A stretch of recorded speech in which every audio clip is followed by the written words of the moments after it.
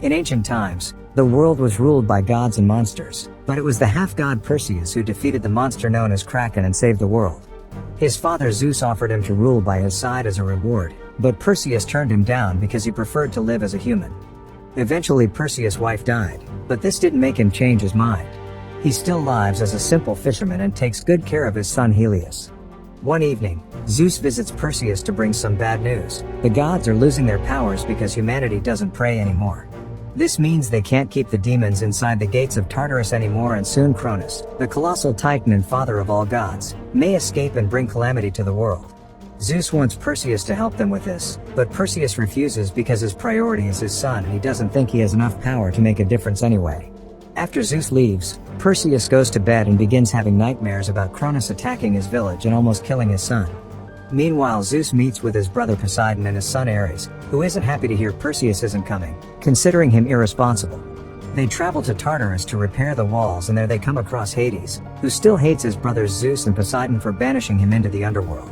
Because of this, Hades decides to betray his family and attacks by releasing fireballs and monsters. A fierce battle begins, but since the gods are weak, they can't fight at full power and Poseidon is heavily struck. Zeus is distracted by his brother's loss and Ares takes the chance to knock out Zeus to join Hades instead. Then Ares steals Zeus' thunderbolt to become more powerful. At that moment, a bunch of chimeras climbs out from the underworld to attack humans all over the world. Perseus sees one land in his village and rushes back to retrieve his sword to protect his home. The villagers gather around the crater the beast left, but soon the chimera comes back and causes everyone to run in fear. A chase begins through the village as Perseus tries his best to fight the monster and keep an eye out for his son. Whenever the chimera breathes fire, Perseus uses whatever he has at hand as a shield, and when he gets close enough he stabs any part of the beast he can reach. He ends up being knocked to the ground, but when the chimera is about to kill Helius, Perseus puts himself together and gets the chimera's attention on himself, causing it to get tangled in a bunch of chains. The monster begins running away and drags Perseus with it, and once they're outside the village, Perseus grabs the chains and tricks the creature into breathing fire, which causes the chimera to burn itself.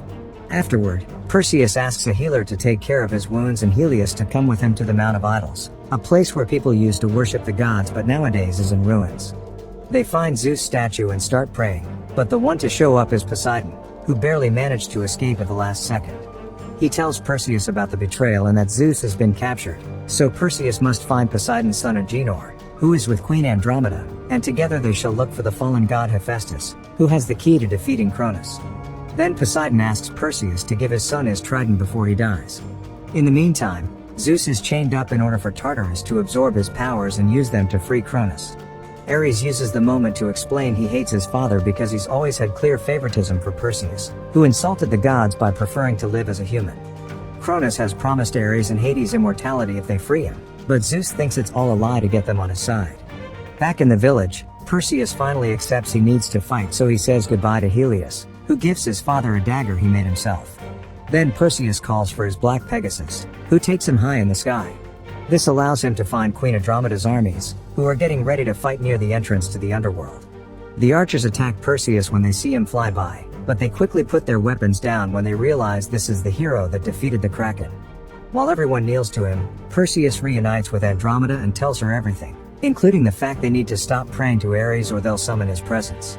Andromeda accepts to help and takes Perseus to see Argenor, who is in jail for being a liar and a thief. Perseus explains the situation and Argenor turns him down, not wanting anything to do with the gods that abandoned him. However, Perseus points out this could get him freedom, so Argenor asks for a royal pardon, gold, and a boat in exchange for his help. Andromeda accepts to give it all to him for the sake of humanity. Later on Argenor's new boat, Andromeda learns that Hephaestus was the one that made Poseidon's trident, Hades' pitchfork, and Zeus' lightning bolt. If they put those three together, they can form the Spear of Trium, the weapon the gods used to defeat Kronos the first time. Hephaestus lives on the island of Kale, which was never found, but Argenor swears he knows how to get there. Perseus accepts to free him from his chains and hands him the trident, which Argenor immediately sticks in the boat to guide it to the island. When they make it to Kale, they realize there are hidden traps everywhere. Andromeda's guards want to pray to Ares for protection, and Perseus has to remind them that Ares isn't on their side anymore. The group tries to be careful, but Argenor still walks into a wire and gets captured inside a trap. While they discuss how to get him out, the trap is suddenly taken away by its ropes, and Perseus tries going after it only to find a tree being thrown at him. Perseus quickly dodges it and is shocked to discover a Cyclops is behind all this. Andromeda's team tries to help him, but a second Cyclops shows up and begins killing the soldiers. Andromeda hides with her guard Corinna, who tries to pray to Ares, and Andromeda has to shut her up. A Cyclops is about to find them, but suddenly it hears a painful scream from its companion and it rushes to check on it. It turns out Perseus has managed to stab the Cyclops following him, and with the help of the soldiers, he activates one of the forest traps to knock it out. The second Cyclops comes to attack and Perseus activates the trident to defend himself. This causes a third Cyclops to show up and stop its companions because the trident is the symbol the group was sent by the gods. Argenor is freed and the Cyclopes kneel for Perseus in respect. Meanwhile, Ares takes advantage of Zeus being chained to start hitting him over and over. Ares doesn't know his own limits, so Hades has to stop him before he ruins the plan. Zeus begins aging at a great speed as the chains cover his arms in lava to absorb his power. Moments later, the group finally makes it to Hephaestus' lair. The old god doesn't sound very sound of mind, but he recognizes Perseus and informs him he can't help because he doesn't have godly power anymore since Zeus took it from him when he banished him to the human realm. Andromeda grabs Hephaestus' hand and begs for his help, which is enough to make him change his mind because Andromeda reminds Hephaestus of his wife Aphrodite. Hephaestus then reveals he was the one that designed Tartarus and included a secret passage they could use. They need to get to the heart of Tartarus, and for that they need to cross the labyrinth that surrounds it. The group leaves to reach a different building where Hephaestus has hidden the labyrinth entrance, and he gives Argenor a map of the labyrinth just in case. When they're about to make it to the door, suddenly Ares shows up. He kills Andromeda's remaining soldiers and Perseus punches him for it, but he isn't strong enough to cause damage. While Hephaestus opens the hidden door, the group attacks Ares, but he's too strong and easily pushes them all away. Corinna gets on her knees and reveals she was the one that prayed for him, but Ares thanks her by killing her. Seeing they're all about to be defeated, Hephaestus keeps the door open with his staff, then goes to confront Ares to buy the group some time.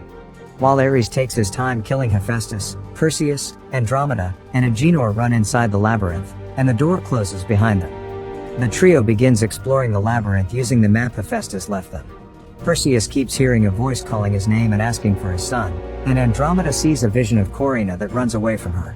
After lots of twists and turns, Argenor decides the map is useless and that they should follow his navigator instincts he got from his dad.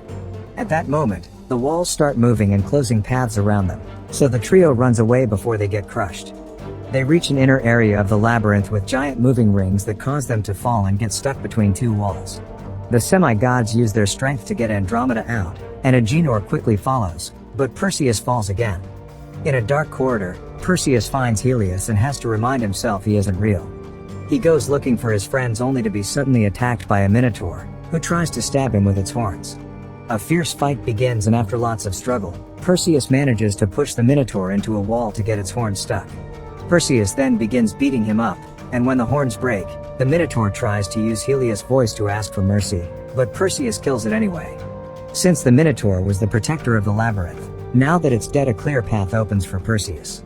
He reunites with his friends and together they finally enter the heart of Tartarus. Meanwhile, Zeus apologizes to Hades for banishing him into the underworld and confesses he forgives Hades for capturing him now. Hades starts changing his mind since he's always wanted the approval of his family, but at that moment Ares shows up and attacks him to stop him from freeing Zeus. After exchanging a few hits, Hades grabs Ares and makes them fall into the abyss while Kronos finishes absorbing Zeus' power and finally starts waking up. The trio arrives and Perseus uses Poseidon's trident to free Zeus while Ares makes his way back up, ready to keep fighting. Andromeda and Argenor try to stop him to no avail, but suddenly Ares falls when Hades attacks him from behind with his pitchfork. The trio runs away with Zeus as Ares takes the pitchfork from Hades and throws it at Zeus, stabbing him in the back. Zeus uses this as an opportunity and puts together the pitchfork and the trident to make the group teleport out of Tartarus. Furious, Ares stabs Hades, then he checks the area to discover Perseus dropped Helios' gift. Minutes later, the group appears at Andromeda's camp, but Zeus doesn't have much time left. He tells Perseus that Ares has his lightning bolt, so they need to steal it and make the spear, which only Perseus can wield. The group makes a plan. Argenor, Andromeda, and her army will hold Kronos back while Perseus gets the bolt. He prays to Ares and asks him to meet him at the temple, which he reaches by flying on his Pegasus. The entrance to the underworld explodes and fireballs begin falling all over the area, bringing all kinds of monsters with them. The humans fight with all the weapons and strategies they can muster, but they won't be able to hold on for much longer. Suddenly Hades shows up at the battlefield to visit Zeus, holding his hand as he accepts to forgive him and shares his last bit of power. This makes Zeus look young again and heals his wounds. Then both gods join the fight, bringing down monsters as if they were flies. Meanwhile, Perseus arrives at the temple and discovers Ares has brought Helius, because he wants him to watch his father be taken away like Ares had to watch his own. A fierce fight begins between the brothers, but it's easy for Ares to overpower a semi-god. When Ares is about to kill Perseus, Helius comes forward with his dad's sword, which distracts Ares. Perseus uses the chance to jump on his brother from behind and steal the lightning bolt, which he then uses to finally kill Ares. Now that he has the three weapons, Perseus puts them together to create the Spear of Triumph. Meanwhile, Kronos finishes awakening and appears on the battlefield, so Hades and Zeus concentrate on attacking him. Their power is weak and can't do much, thus Kronos ignores them to start destroying the area instead, shooting lava all over the place. Perseus arrives on his Pegasus, but he can't come closer to strike because of all the raining lava. Hades and Zeus put their powers together to land a good hit on Kronos and give the chance Perseus to fly closer. This enrages Kronos and causes him to hit the land to send a powerful wave toward the gods. Zeus pushes Hades out of the way and puts up a force field, but he isn't strong enough and gets hit back. This distraction is enough for Perseus to dodge Kronos' last lava wave and flies directly into his mouth to stick the spear directly inside his body. The plan works and Kronos explodes until nothing but ash is left behind. The army celebrates and Andromeda is glad to see Perseus flying back alive. Afterward, Perseus reunites with Zeus, who mentions the era of gods is over and thanks Perseus for his help. Since Hades can't buy him any more time, Zeus dies in his son's arms. Then Hades announces he's powerless now, so he'll have to start a new life. Moments later, everyone at camp begins taking care of their wounds. Argenor bonds with Helius because he wants to be a good uncle, and Perseus approaches Andromeda to kiss her.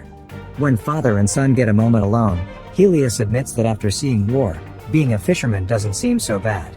However, Perseus wants him to be ready for the future and decides to pass on his legendary sword.